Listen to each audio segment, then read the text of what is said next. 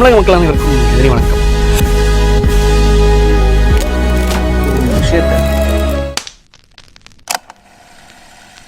தமிழக மக்கள் அனைவருக்கும் எதிரி வணக்கம். மிகப்பெரிய பிழையை செய்த, அதுவும் சட்டசபையிலேயே அதிகாரப்பூர்வமாக செய்த முதலமைச்சர் திரு விஜய் அவர்கள். இதுக்காக தான் உங்களை நாங்கள் திமுக எதிர்ப்பு வாக்காளர்கள்லாம் உங்களை ஓட்டு போட்டு ஜெயிக்க வச்சாங்களா? இதுக்காக தான் கருணாநிதி அவர்களை பிடிக்காதவங்க எல்லாம் ஓட்டு போட்டு ஜெயிக்க வச்சாங்களா அப்படின்னு சொல்லிட்டு பல கேள்விகள் எழுப்பிட்டு வராங்க சமூக வலைத்தளங்கள். அதாவது இன்னைக்கு சட்டசபையில் முதலமைச்சர் திரு விஜய் அவர்கள் ஒரு மன்னிப்பு கேட்குறாரு. தார்மீகமாக என்னை மன்னித்து கொள்ளுங்கள், ஐ எம் சாரி அப்படின்னு சொல்லிட்டு.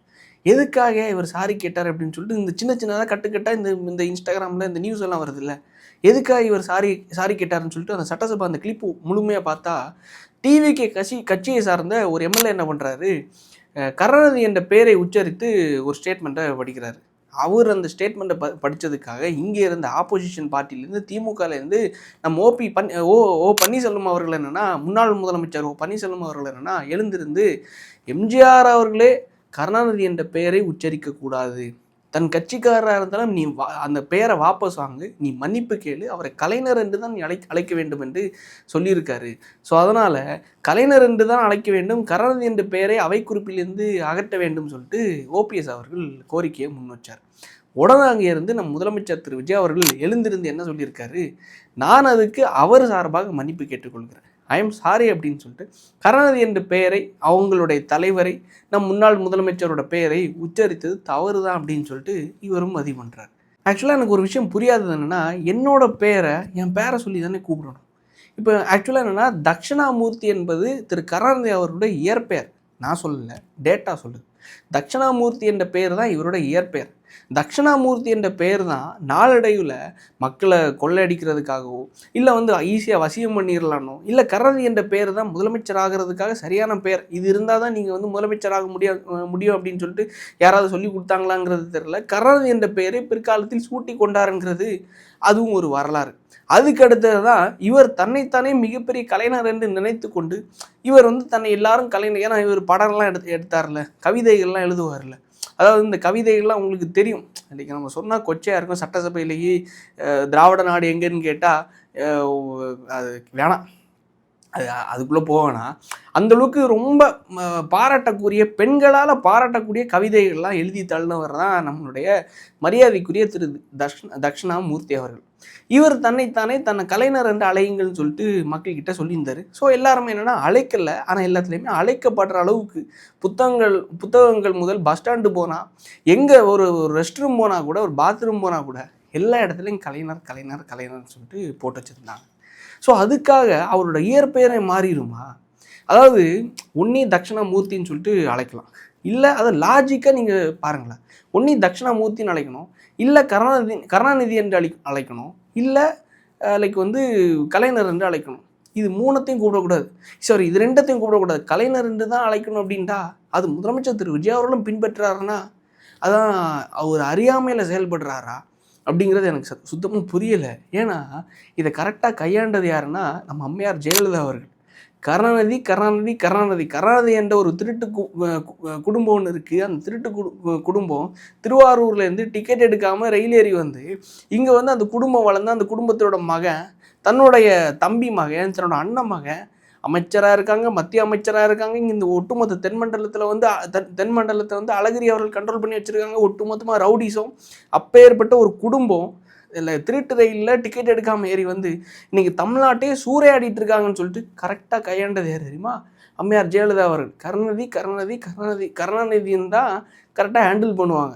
அந்த கருணாநிதின்னு சொல்லிட்டு ஹேண்டில் பண்ணி அந்த குடும்பத்தோட ஒட்டுமொத்த விஷயத்தையும் அந்தரங்கத்தையும் வெளியே கரெக்டாக ஹேண்டில் பண்ணது யாருன்னா அம்மையார் ஜெயலலிதா அவர்கள்.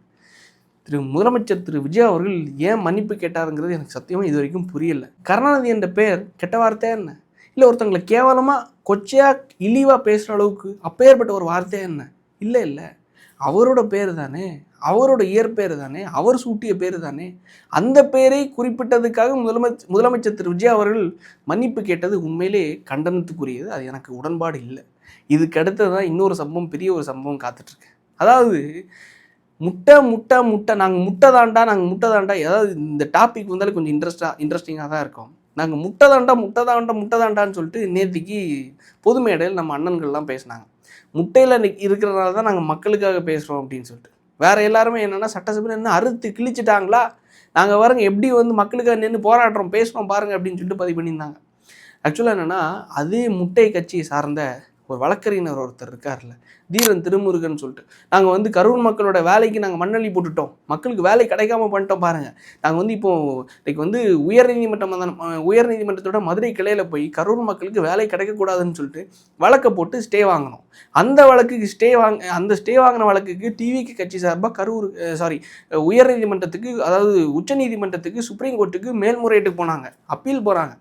அங்கே மேல்முறையீடு போகும்போது இங்கே இருக்கக்கூடிய நாம் தமிழர் கட்சியோட வழக்கறிஞரை who are you to question the government பாலிசின்னு சொல்லிட்டு இவருக்கு தலையில் 4 கொட்டம் கொடுத்து அங்கேருந்து அனுப்பிச்சி விட்டாங்க. இந்த வழக்கறிஞர் சட்டத்துக்கு புறம்பா ஒரு வீடியோ போட்டு வசூல் பண்ணிட்டுருக்காரு. இது அண்ணன் சீமான் அவர்களுக்கே தெரியுமாங்கிறது எனக்கு தெரில. அதாவது அந்த கட்சி வந்து ஒரு திரள் நிதியை வசூல் பண்ணிட்டுருக்காங்க. சரியா, திரள் நிதின்னு ஒரு கான்செப்ட் இருக்குது. திரள் நிதி என்பது நீங்கள் எல்லாரும் கொடுங்க, மக்களுக்காக நாங்கள் போராடுறோம், கட்சி நடத்துகிறோம், கட்சி நடத்தி அது மூலமாக நம்ம வந்து மக்களோட பிரச்சனைகளை தீர்த்து ஆட்சியை பிடித்து மக்களோட பிரச்சனையை நிரந்தரமாக நம்ம தீர்த்துப்போம் அப்படின்னு சொல்லிட்டு ஒரு கோர் நீடடான ஒரு விஷயந்தான் பொருளாதாரம். அந்த பொருளாதாரத்துக்காக தான் திரள் நிதின்னு சொல்லிட்டு ஒரு கான்செப்டை அந்த கட்சியில் இன்ட்ரோடியூஸ் பண்ணாங்க. திரள் நிதி ஒருத்தர் தனியாக வசூல் பண்ணிகிட்டு இருக்காரு. யார் தெரியுமா? நான் ஒரு வீடியோ ப்ளே பண்ணுறேன், தயவு செஞ்சு அதை ஃபுல்லாக கேளுங்க. மக்கள் உங்களுக்கே அதை கேட்கும்போது இன்ட்ரெஸ்டிங்காக இருக்கும். என்னுடைய தமிழ்நாட்டு மக்களுக்கு ஒரு கோரிக்கை. 2010 உங்களுக்காக பாடுபட்டுக்கிட்டு போராட்டத்தை நின்றுக்கிட்டு சிறைக்கு சென்றுக்கிட்டு மக்களுடைய உரிமைக்காக கலங்கண்டு போராடிக்கிட்டு இருக்கேன். ஒரு பக்கத்து ஆர்ப்பாட்டம், ஒரு பக்கத்து போராட்டம். அதை தாண்டி பல்வேறு துறைகளுக்கு பல்வேறு பிரச்சனை மையப்பட்டி மனுக்கள், இப்படி எனக்கு பல்வேறு முகங்கள் உண்டு. அதெல்லாம் தாண்டி ஒரு மிக முக்கியமான ஒரு பெரிய முகம் பொதுநல வழக்கு தாக்கல் செய்வது பொதுமக்களுக்காக. இப்படி 200க்கும் மேற்பட்ட பொதுநல வழக்குகள் உங்கள் வழக்கறிஞர் தீரன் திருமுருகன் தாக்கல் செய்து பொதுமக்களுக்காக போராடிக்கிட்டு இருக்கேன். எல்லா துறையையும் உள்ள குறைபாடுகளை எதிர்த்து அதை சரி செய்ய கோரி சமூக சீர்திருத்தமா போராடிக்கிட்டு இருக்கேன். அதை நீங்க பாத்துக்கிட்டு இருப்பீங்க. என்கிட்ட நான் பெரிய பண்ணையாருக்கோ இல்ல பெரிய கோடீஸ்வரனுக்கோ நம்ம மகனா பிறக்கல. ஒரு பொதுநல வழக்கு போடணும்னா சாதாரணமா 5000 ரூபாயிலிருந்து 10,000 ரூபாய் செலவாயிரும் இன்னைக்கு உள்ள விஷயத்துக்கு. ஆனா இதே பொதுநல வழக்குக்கு தமிழ்நாடு முழுக்க கலாய்வு பண்ணணும்னா அந்த பொதுநல வழக்குடைய விஷயங்கள் அதுக்காக ஒரு குழு போட்டு அந்த குழுவை தமிழ்நாடு முழுக்க கலாய்வுக்கு சென்று ஆவணங்களை திரட்டி வருவதற்கு சொல்ல முடியாத அளவுக்கு பணம் விரயமாகும், செலவாகும். இதெல்லாம் யாருக்காக போராடுறோம்? உங்களுக்காக மட்டும்தான். அப்படி போராடி அவ்வளவு வேலைகளை செஞ்சு வச்சிருக்கோம். ஆனா இன்னைக்கு எங்களுக்கு மக்களுக்கு நிறைய போராடணும், நிறைய மக்களுக்கு வந்து பிரச்சனைகளை தீர்த்து விடணும்னு இருக்குது. ஆனா பொருளாதாரம் இல்ல. எனக்கு இருக்கிற பொருளாதாரம் எல்லாமே இழந்துட்டேன். எல்லா பொருளாதாரத்தையும் எனக்குன்னு இருந்த பொருளாதாரம் இல்ல, நான் சம்பாதிக்கிற பொருளாதாரம், இப்ப சம்பாதிச்சிட்டு இருக்கக்கூடிய அனைத்து பொருளாதாரமும் அதுல இப்ப இன்னைக்கு ஒரு 50,000 ரூபாய் சம்பாதிக்கிறேன்னா 30,000 ரூபாய் மக்களுக்கு செலவு பண்ணிருக்கேன். இல்ல நான் 2 லட்சம் ரூபாய் சம்பாதிக்கிறேன்னா 1 லட்சம் ரூபாய் மக்களுக்கு சம்பாதிச்சிருக்கேன். என் கூட இருக்கிறவங்க எல்லாருக்குமே அது தெரியும். ஆனா இன்னைக்கு அவ்வளவு வேலைகள் இருக்கு, அவ்வளவு திட்டங்கள் இருக்குது, பொருளாதாரம் இல்லாம நாங்க நிக்கிறோம். அதனால ஓடுற பொதுநல வழக்குகளுக்கு என்னோட அன்பு உறவுகளுக்கு நான் சொல்றேன், பொதுநல வழக்குகளுக்கு ஸ்பான்சர் பண்ணீங்களாக்கு வீரியம் கொண்டு எந்த சமரசம் இல்லாமல், இப்ப நான் போடுற விஷயங்களுக்கு எல்லாம் சமரசம் இருக்குதா? கிடையவே கிடையாது. வீறு கொண்டு போராடுவேன், மக்களுக்கான தீர்வை கொடுப்பேன். வேலை செஞ்சுட்டு தான் நான் உங்ககிட்ட கேட்கிறேன், வேலை செய்யறதுக்கு முன்னாடி நான் கேட்கல. அது போல பொதுநல வழக்கு போடும்போது எடுத்த உடனே சொல்ல முடியாது. ஏன்னா அரசு ஒரு மாவட்டத்தையோ ஒரு இந்திய அரசையோ இல்ல தமிழ்நாடு அரசையோ எதிர்த்து தான் நம்ம ஒரு வழக்கு போடுவோம். அப்ப அதை முன்கூட்டியே அந்த துறைக்கு நம்ம சொல்லிட்டோமாக அவங்க அலர்ட் ஆயிருவாங்க. அதனால சைலண்டா வச்சுட்டு தான் நாங்க இந்த வழக்கை தாக்கல் பண்ணுவோம். அதனால பொது மக்களுக்கு சொல்லக்கூடிய ஒரே ஒரு விஷயம்னா, உங்கள இருந்து ஒரு ஆள் தான் உங்களுக்காக போராடுறேன். நீங்க கொடுக்கிற அந்த ஸ்பான்சர், அந்த நிதி உதவி எனக்கு இன்னும் உத்தேகத்தை கொடுக்கும். அதனால என்னுடைய அன்பு தமிழ் மக்களுக்கு போடுற பொதுநல வழக்குகளுக்கு ஸ்பான்சர் பண்ணுங்க. நன்றி, வணக்கம். அதாவது பொதுநல வழக்கு என்பது 1500 ரூபா, 2000 ரூபா, 3000 ரூபா, 5000 ரூபா வரைக்கும் செலவாகும். ஒரு பொதுநல வழக்கு வந்து நம்ம தாக்கல் பண்ணி வாதாடுறது அவ்வளோதான் செலவாகும். கோர்ட் ஃபீஸே அவ்வளோதான்.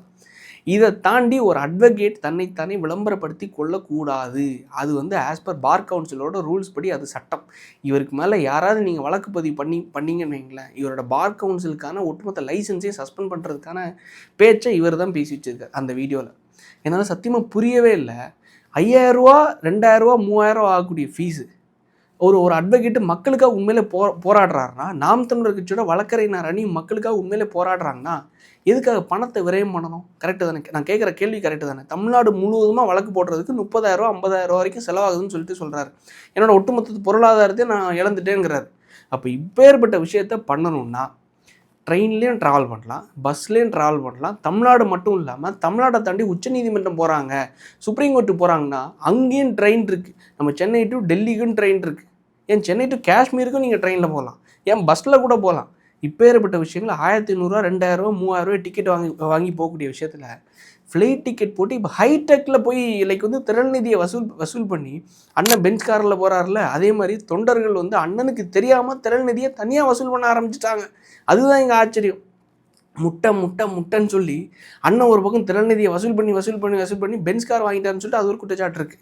அதையும் தாண்டி இப்போ அண்ணனுக்கே தெரியாமல் தம்பிகள் என்ன பண்ணுறாங்க, நாங்கள் வழக்கறிஞர் அணி நாங்கள் வந்து ஒரு கேஸ் வந்து போட்டு உயர்நீதிமன்றத்தில் நாங்கள் ஜெயித்துட்டோம், உச்சநீதிமன்றத்தில் போய் தோத்துட்டோம், இனிமேல் மேலும் நம்ம போட போகிறோம், அதுக்காக தயவு செஞ்சு கொஞ்சம் ஸ்பான்சர் பண்ணுங்க அப்படின்னு சொல்லிட்டு தனியாக இங்கே வந்து வழக்கறிஞர் அணி சார்பாக இங்கே வந்து வசூல் வேட்டையில் இறங்கியிருக்காங்க. இதில் எனக்கு ஒரு புரியாத புதிராக இருக்கிறது என்னென்னா, இந்த படங்களில் நம்ம ஒரு டயலாக் பார்த்துருக்கோம், ஒரு காமெடி பார்த்துருப்போம். ஒருத்தருக்கு எந்திரிச்சு நடக்கிறதுக்கே முடியலையா, எந்திரிச்சு நடக்கிறதுக்கே வக்கில்லையா, ஆனால் அவனுக்கு வந்து 4 பொண்டாட்டி கேட்குதான். அது ஒரு டயலாக் ஒன்று வரும். அதே மாதிரி தான் மக்களுக்காக பிரச்சனை தீர்க்கிறதுக்கு தன்னோட குடும்பத்தை நடத்துறதுக்கு என்னால் முடியலை, திறன்நிதியை கொடுங்கன்னு சொல்லிட்டு தான் நான் வந்து குடும்பத்தையே அதனால தான் நடத்திட்டு இருக்கேன், வாடகையே அவங்க தான் கட்டிட்டு இருக்காங்க அப்படின்னு சொல்லிட்டு அண்ணன் சீமான் அவர்கள் சொன்னார்.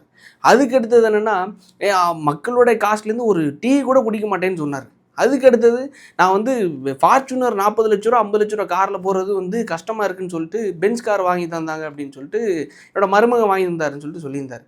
ஏன் மக்களுக்கு பிரச்சனைக்கு வெறும் 5000 ரூபா தானே தேவைப்படுது, வெறும் 50,000 தானே தேவைப்படுது, வெறும் 30,000 50,000ங்கிறது எல்லாம் தேவைப்பட எப்பேற்பட்ட பப்ளிக் இன்ட்ரெஸ்ட் லிட்டிகேஷன் வழக்காக இருந்தாலும் சரி, எப்பேற்பட்ட பொதுநல வழக்காக இருந்தாலும் சரி, அதிகபட்சம் 5000 ரூபா.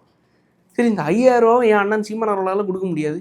ஏன் அண்ணன் சீமான் அவர்கள் இவ்வளோ பெரிய ஒரு திறநிதியை திரட்டி வச்சிருக்காருல்ல, ஏன் பென்ஸ் கார் வாங்கி கொடுக்குற அளவுக்கு அந்த கட்சி நிர்வாகிகள் வசதியாக தானே இருக்காங்க, வசதியானவங்களும் அங்கே இருக்காங்க இல்லை, ஏன் அவங்களால ஒரு 5000 கொடுக்க முடியாது? லைக் வந்து ஃப்ளைட் டிக்கெட் போட்டு கொடுக்குறதுக்கு ஒரு 10,000 கொடுக்க முடியாது, ஒரு 5000 கொடுக்க முடியாதா என்ன? மக்களை இன்னும் மேலும் முட்டாளாக தான் இவங்க நினச்சிட்ருக்காங்க. பொதுநல வழக்கு போடுறோம், அதாவது அண்ணன் சீமான் அவர்கள் ஒரு பக்கம் வசூல் போடுறாருன்னா, அதே மாதிரியே வழக்கறிஞர் அணி சார்பாக இவங்க ஒரு பக்கம் வசூல். பொதுநல வழக்கு போடுறோம், தயவு செஞ்சு 5000 கொடுங்க. பொதுநல வழக்குக்காக நாங்கள் வந்து டெல்லிக்கு போகிறோம், தயவு செஞ்சு ஃப்ளைட் டிக்கெட் போட்டுறதுக்கு ஒரு 10,000 15,000 செலவாகுது, ஃப்ளைட் டிக்கெட் போட்டு கொடுங்க. ஏன் ட்ரெயினில் போக முடியாதா, ஏன் பஸ்ஸில் போக முடியாதா? அதாவது ஃப்ளைட்டில் தான் போவாங்களாம், பொதுநல வழக்கு போடுறது ஏன்? அதாவது எந்த ஊரில் தான் ஒருத்தர் குடும்பத்தை நடத்துறதுக்கே முடியா, ஒரு வீடே அவர் கிடையாதா, அப்போ வீடு வாங்கி கொடுப்பாங்களா, இல்லை 2 கோடி ரூபாய்க்கு கார் வாங்கி கொடுப்பாங்களா? யோசிச்சு பாருங்களேன். நீங்களே ஒரு லாஜிக்காக யோசிங்க. எனக்கு வந்து வீடே இல்லை, வீடு குடிக்கிறதுக்கு வீடு இல்லை, பிள்ளைங்களை படிப்பு செலவுக்கு எனக்கு காசு கிடையாது, எல்லாமே மக்கள் தான் கொடுத்துட்ருக்காங்க, மக்கள் நிப்பாட்டிட்டாங்கன்னா எனக்கு சோலி முடிஞ்சு. அப்போ மக்கள் நிப்பாட்டினால அண்ணன் நல்லா இருக்கணும் அப்படின்னா மக்களோட அந்த அண்ணனுடைய அடிப்படை தேவையை தானே பூர்த்தி பண்ணணும். அடிப்படை தேவையை பூர்த்தி பண்ணாமல் சொகுசு கார் ஒருத்தங்க வாங்கி கொடுக்குறாங்கன்னா அங்கே தான் சந்தேகம் எழுது. இந்த சந்தேகம் எனக்கு எழுது, ஏன் தம்பிகளுக்கு எழலை, ஏன் மக்களுக்கு எழலை, ஏன் பொதுமக்கள் எழலை அப்படின்னு சொல்லிட்டு கேள்வி கேட்கும்போது தான் பொதுமக்கள் இன்றைக்கி மாறிட்டாங்க, அந்த தம்பிகள் இன்னும் மாறாமல் தான் இருக்காங்க. சரி, திருப்பியும் ஒரு கேள்வி கேட்குறேன், ஒரே ஒரு கேள்வி, லாஸ்ட் கேள்வி இந்த விஷயத்தில். திரு தீரன் திருமுருகன் அவர்கள், மரியாதைக்குரிய தீரன் திருமுருகன் அவர்கள், கரூர் மக்களுக்கு இந்த மாதிரி அரசு வேலையை கொடுத்துட்டாங்க, டிஎன்பிசி மாணவர்களுக்காக நான் போராடுறேன், அரசு வேலையை வந்து முறைகேட்டாக பயன்படுத்திட்டாங்கன்னு சொல்லிட்டு வழக்கெல்லாம் போட்டிருக்காருல்ல, உயர்நீதிமன்றத்தில் ஜெயித்தோம், உச்சநீதிமன்றத்தில் போய் கொட்டு வாங்கிட்டு வந்தோம்னு சொல்லிட்டு லைக் வந்து நம்ம எல்லாமே சோஷியல் மீடியாவில் பார்த்தோம்ல. ஏன் நேரு அவர்கள் நகராட்சி துறையில் ஜூனியர் இன்ஜினியர், அசிஸ்டன்ட் இன்ஜினியர்னு சொல்லிட்டு கிட்டத்தட்ட 2000 சில்லற போஸ்டிங்ஸ், அந்த 2000 சில்லற போஸ்டிங்ஸை ஒரே நாளில் கிட்டத்தட்ட 300க்கும் மேற்பட்ட நபர்களுக்கு முறைகேடாக போட்டாருன்னு சொல்லிட்டு, ஏன் அரசு பதவியை முறைகேடாக அவர் போட்டாருன்னு சொல்லிட்டு அவருக்கு மேலே இடி வழக்கு. ஒரு போஸ்டிங்ஸ் மட்டும் போஸ்டிங்கோட வேல்யூ தகுந்தவாறு பணம் வாங்கியிருக்காங்க. 25 லட்சம் 35 லட்சம் 40 லட்சம். Junior engineers, sanitary inspectors, town panchayat ஆஃபீஸர்ஸ்னு சொல்லிட்டு அந்த நகராட்சி துறைக்கு கீழே வரக்கூடிய அந்த கிட்டத்தட்ட 2535 போஸ்டிங்ஸ். இந்த 2535 போஸ்டிங்ஸ்க்கு பல லட்சம் பேர் டிஎன்பிசியில் எக்ஸாம் எழுதியிருக்காங்க. இந்த எக்ஸாமோட ரிசல்ட் வர்றதுக்கு முன்னாடியே 300 பேருக்கு மேலே நேரு அவர்கள் 25 லட்சம் 30 லட்சம் 40 லட்சம்னு சொல்லிட்டு வாங்கி 600 கோடிக்கு மேலே, கிட்டத்தட்ட 600லேருந்து 700 கோடி வரைக்கும் ஊழல் பண்ணியிருக்காருன்னு சொல்லிட்டு 2024 தலைவரை தூக்குறாங்க.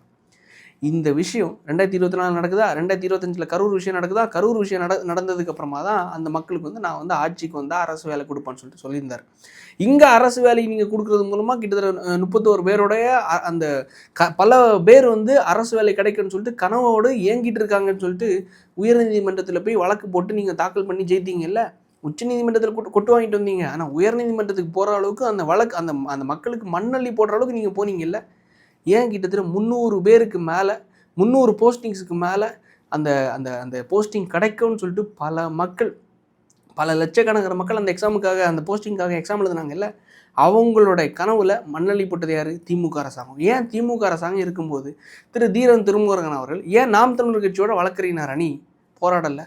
ஏன் போராடலை? ஏன் கேள்வி கேட்கல? ஏன் நீங்கள் வழக்கு போடலன்னு சொல்லிட்டு ஒருத்தர் கூட கேள்வி கேட்கவே மாட்டாங்க. அந்த கட்சியிலேருந்து யாருமே வாய் திறக்கவே மாட்டாங்க. காரணம் என்னென்னா, இதை வச்சு தான் பிழைப்பு நடத்தணும், இந்த மக்களை வச்சு தான் இந்த மாதிரி பொதுநல வழக்கு போடுறேன், காசு கொடுங்க, ஸ்பான்சர் பண்ணுங்கன்னு சொல்லிட்டு அண்ணன் எவ்வளியோ அவ்வளியே தம்பி அவ்வளியே தொண்டன்னு சொல்லிட்டு அண்ணனுக்கு தெரியாமல் இங்கே ஒரு டிபார்ட்மெண்ட்டு செயல்பட்டுருக்கு. பாருங்களேன், இந்த நம்ம மக்களை இன்னும் முட்டாள்னு சொல்லிட்டு இவங்க இன்னும் நினச்சிட்டு இருக்காங்க. இது என்னன்னு சொல்கிறதுங்கிறது எனக்கு தெரில. இதுக்கும் தம்பிகள் முட்டு தான் கொடுப்பாங்க. லாஜிக்காக தயவு செஞ்சு யோசிச்சு பாருங்கள், உங்களுக்கே புரியும். சரி, இது ஒரு பக்கம் எவ்வளோதான் நான் சொன்னாலும் இதுக்கும் தம்பிகள் முட்டு கொடுக்க தான் வருவாங்க. இதுக்கும் நம்மளை தான் கட்டிக்க வருவாங்க. சரி, ஏன்னா அவங்க பேசிட்டு போட்டோம், அது ஒரு பக்கம் இருக்கட்டும். இதுக்கு அடுத்து இன்னொரு முக்கியமான விஷயம் என்னென்னா, மாணவர்களுக்கான போராட்டம். நான் சின்ன வயசில் எந்த பள்ளியில் படித்தேன்னா, கன்னியாகுமரி மாவட்டத்தில் கருங்கல் என்னும் பகுதி பக்கத்தில் இருக்கக்கூடிய பெத்லகேம்னு சொல்லிட்டு ஒரு பள்ளியில் தான் படித்தேன். சின்ன வயசுலேருந்து 10ஆம் வகுப்பு வரைக்கும் அந்த பள்ளியில் தான் படித்தேன். அந்த பள்ளியில் அந்த பெத்லகேம் என்ற அந்த இன்ஸ்டிடியூஷனுக்கு கீழே நர்சிங் காலேஜ் இருக்குது, இன்ஜினியரிங் காலேஜும் இருக்குது. நர்சிங் காலேஜில் ஒரு பொம்பளை பிள்ளை கிட்டத்தட்ட 21 வயசான ஒரு தங்கை படிக்கிறாப்புல. கரெக்டாக ஒரு 1-2 வாரமாக ஒரு சின்ன பிரச்சனை காலேஜுக்குள்ளே போயிட்டுருக்கு. ஏதோ கேன்டீனில் ஃபுட்டு சரியில்லை அப்படின்னு சொல்லிட்டு இந்த பொண்ணு கம்ப்ளைண்ட் பண்ணுறாங்க. அங்கே இருக்கக்கூடிய லோக்கல் மீடியாவில் வெளியே இந்த மாதிரி எங்கள் காலேஜில் ஃபீஸ் எல்லாம் வாங்குறாங்க, நர்சிங் காலேஜில் இந்த மாதிரி ஃபீஸ் வாங்குறாங்க, ஆனால் ஃபுட்டு சரியில்லை, கேன்டீனில் ஃபுட்டு சரியில்லை, ப்ராப்பரான ஃபுட்டு கிடைக்கல அப்படின்னு சொல்லிட்டு அந்த அந்த காலேஜில் படிக்கக்கூடிய பொம்பளை பிள்ளைங்க என்ன பண்ணுறாங்க, ஸ்டேட்மெண்ட் கொடுக்குறாங்க. இந்த ஸ்டேட்மெண்ட் கொடுத்ததுலேருந்து ஆன்சிஜி அப்படின்னு சொல்லிட்டு ஒரு பொம்பளை பிள்ளை 21 வயசு அந்த காலேஜில் தான் நர்சிங் காலேஜில் இன்டர்ன்ஷிப்பாக இதை படித்து வராங்க. என்ன பண்ணியிருக்காங்க, அதாவது உடலில் உள்ள எலும்புகள்லாம் உடையிற அளவுக்கு நேர்த்திக்கு என்ன பண்ணியிருக்காங்க, அந்த பொம்பளை பிள்ளை சூசைட் பண்ணிருச்சு. காலேஜோட 3வது மாடியிலேருந்து தடுக்கி விழுந்து அந்த பொண்ணு இறந்துருச்சு அப்படின்னு சொல்லிட்டு வீட்டுக்கு தகவல் கொடுத்துருக்காங்க. சரி, இது ஒரு மர்மமான மரணம். தடுக்கி விழுந்து இறந்துச்சா, இல்லை உண்மையிலே பொண்ணு சூசைட் தான் பண்ணிச்சா, இல்லை இவங்க தள்ளி விட்டாங்களா அப்படிங்கிறது தெரியாது. மர்மமான மரணம். கரெக்டாக இந்த மர்மமான மரணத்துக்கு சரியான முறையில் ஒரு விசாரணை கமிட்டி அமைச்சாதான், விசாரணை காவல்துறை மேற்கொண்டால் மட்டும்தான் அங்கே என்ன நடந்துச்சுங்கிறது வெளியே தெரிய வரும். தக்க தண்டனையும் குற்றவாளிகளுக்கு வழங்கப்படும். காலேஜ் நிர்வாகம் உண்மையிலே தவறு செஞ்சுருந்தா, உள்ள வேலை பார்க்கக்கூடிய ஸ்டாஃப்ஸ் ஃபேக்கல்ட்டிஸ் உண்மையிலே தவறு செஞ்சுருந்தா தண்டனை வழங்கப்படும். அப்போ அந்த நிர்வாகத்தை சரியான முறையில் விசாரிக்கிறதுக்கான முயற்சியில் யார் ஈடுபட்டிருக்காருன்னா, சக மாணவ மாணவிகள் என்ன பண்ணியிருக்காங்க, போராட்டத்தில் ஈடுபட்டிருக்காங்க. போராட்டத்தில் ஈடுபட்ட மாணவ மாணவிகளை போலீஸ் என்ன பண்ணோம், அதாவது நான் தொடவும் விட மாட்டேன், காவல்துறை உங்களோட நண்பராக இருக்கிறனால போன ஆட்சியில் மேபி உங்களோட எதிரியாக இருந்திருக்கலாம், ஆனால் இந்த ஆட்சியில் நான் உங்கள் அண்ணன் விஜய் அண்ணன் இருக்கேன். விஜய் அண்ணன் இருக்கும்போது உங்களுக்கு மேலே யார் கை வச்சாலும் சரி, யார் லஞ்சம் கேட்டாலும் சரி, என் பேரை சொல்லுங்கள், என்கிட்ட சொல்லுங்கள் அப்படின்னு சொல்லிட்டு அந்த தோனியில் இந்த ஆட்சி உண்மையிலே தொடங்கப்பட்டுச்சு. உண்மையிலே நல்லா தான் போயிட்டு இருந்துச்சு. ஆனால் பாக்ஸிங் பஞ்சிங் எல்லாமே ஸ்டூடெண்ட்ஸ் கிட்ட, இந்த வண்டியில் பொம்பளை பிள்ளைங்களை ஏற்றி கொண்டு போகிறது, அதாவது அடிக்கிறது. பொதுமக்கள்லாம் கேட்குறாங்க, ஸ்டூடெண்ட்ஸுன்னு தெரிஞ்சவன் எதுக்கு சார் பிள்ளைங்க மேலே கை வைக்கிறீங்க, இந்தளவு அடிக்கிறீங்க அப்படின்னு. அது ஒரு பக்கம் இருக்கா. இன்னொரு பக்கம் இன்னைக்கு உளுந்தூர்பேட்டையில் விசிக கட்சி சார்பாக ஒரு ஆர்ப்பாட்டத்தை சாலை மறியல் ஆர்ப்பாட்டத்தை நடத்தியிருக்காங்க. அந்த சாலை மறியல் ஆர்ப்பாட்டத்தில் பொதுமக்கள் உண்மையிலே பாதிப்படையுது. அதில் ஒரு பொதுமக்கள் யாருன்னா, ஒரு பையன் என் ஸ்டேஜ் இருக்கும், பைக் ஓட்டிகிட்டு வராப்புல. பைக் ஓட்டிகிட்டு வரும்போது சாலையை நீங்கள் இந்த அளவுக்கு இடைஞ்சல் பண்ணுறீங்க அப்படின்னு சொல்லிட்டு கேட்கும்போது, அதுக்கு சார்பாக அந்த போராட்டம் பண்ணவங்களுக்கு சார்பாக ஒரு எஸ்எஸ்ஐ வராப்புல, வாக்குவாதத்தில் ஈடுபடுறாப்புல. யார்கிட்டனா, பொதுமக்கள் கிட்ட. அதாவது உண்மையிலேயே இவங்களை தான் அப்புறப்படுத்தி பொதுமக்களுக்கு அந்த வழி, அதாவது பொதுமக்களுக்கான சொத்து தான் பொதுவான சொத்து. சாலை என்பது போராட்டம் பண்ணுறதை விட பொதுமக்களுக்கு பயன்பாட்டிற்காக தான் இவங்களோட வரி பணத்துலேருந்து கட்டப்பட்ட சாலை. யார் சாலையில் என்னால் போக முடியல அப்படின்னு சொல்லிட்டு கேள்வி கேட்டதுக்கு எஸ்எஸ்சி என்ன பண்ணுறார், பலார்னு செவுட்டில் ஒன்று போட்டார். இந்த பையன் என்ன பண்ணுறான், அதாவது ஒரு பொது வெளியில் எல்லாரும் இருக்கும்போது காவல்துறைங்களோட நண்பன் அப்படின்னு இருக்குது, அடிக்கக்கூடாதுங்கிறது இருக்குது, சட்டத்துக்கு புறம்பானது. சட்டத்துக்கு புறம்பா இவர் என்ன பண்ணுறாரு, எல்லாருக்கும் முன்னாடி ஒரு சீன் கிரியேட் பண்ணுறதுக்கோ இல்லை ஏதோ ஒரு இதுக்கோ அந்த பையனை அடிச்சிட்டாரு. அடித்ததுக்கு முன்னாடி அந்த பையன் திருப்பி அடிக்கிறான், அதே செவுட்டில் தான் அடிக்கிறான். மக்கள் பாராட்டுறாங்க. காவல்துறைக்கு அடிக்கிறதுக்கு உரிமையே கிடையாது. திருப்பி தற்காப்புக்காக திருப்பி இந்த பையன் அடிக்கிறான். ஆனால் அடித்த அந்த பையனை திருப்பி இவங்க ஒட்டு மொத்தமாக வலுக்கட்டாயமாக பிடிச்சி வண்டியில் ஏற்றி கூப்பிட்டு போகிறாங்க. மாவு கட்டு போட்டாங்களா, இல்லை அந்த பையனோட நிலைமை என்னங்கிறது இது வரைக்கும் தெரியாது. உண்மையில் சொல்கிறேன், டிவிக்கு ஆட்சி ஒரு பக்கம் நம்ம பாராட்டினாலும் இன்னொரு பக்கம் திமுக ஆட்சியில் காவல்துறை எந்த அளவுக்கு செயல்பட்டுச்சு, எந்த அளவுக்கு வந்து மாணவர்களுக்கு மத்தியிலையோ இல்லை வந்து ஒரு கிழவி வந்து முதலமைச்சரை லைக் வந்து சேற்றால் வீசிட்டாங்க, அதுக்காக அந்த கிழவிக்கு தனிப்பட அமைச்சதோ, இந்த மாதிரிப்பட்ட பல விஷயங்கள் அங்கேயே நடந்துச்சு. ஆனால் இளைஞர்களால் தேர்ந்தெடுக்கப்பட்ட இந்த அரசு, இளைஞர்களால் விஜய் அண்ணன்னு சொல்லிட்டு தேர்ந்தெடுக்கப்பட்ட இந்த அரசு இன்றைக்கி அதே இளைஞர்களை காவல்துறையால் வச்சு அடிக்கும்போது, காவல்துறை ஏன்னா சட்டம் ஒழுங்குங்கிறது உண்மையிலே நேரடி கட்டுப்பாட்டில் யாரோட கட்டுப்பாட்டில் இருக்குன்னா முதலமைச்சர் திரு விஜய் அவர்களோட கட்டுப்பாட்டில் இருக்குது. இதுக்கு மேலே இது என்ன சொல்கிறோங்கிறது தெரில. காலேஜ் ஸ்டூடெண்ட்ஸு, இளைஞர்கள், பெண்கள், வீட்டில் இருக்கக்கூடிய பெண்கள், இவங்க எல்லாரும் சேர்ந்து ஆசைப்பட்டு தான் முதலமைச்சர் திரு விஜய் அவர்கள் வரணும், ஒரு மாற்றம் வேணும்னு சொல்லிட்டு ஆசைப்பட்டு வாக்களித்தாங்க. ஆனால் இன்றைக்கி அந்த ஆசையில் மண்ணள்ளி போட்டிருக்காங்க. ஒட்டுமொத்தமாக எல்லாரும் என்னென்னா இந்த மாவட்டத்தில் இந்த பிரச்சனை ஸ்டூடெண்ட்ஸ் இந்த உள்ள அடிக்கிறாங்க, ஸ்டூடெண்ட்ஸ் அடிக்கிறாங்க அப்படின்னு சொல்லிட்டு ஒட்டுமொத்தமாக மாணவர்கள் கொந்தளிச்சிட்ருக்காங்க. இந்த நியூஸும் செய்தியும் பெரிய லெவலில் வரல.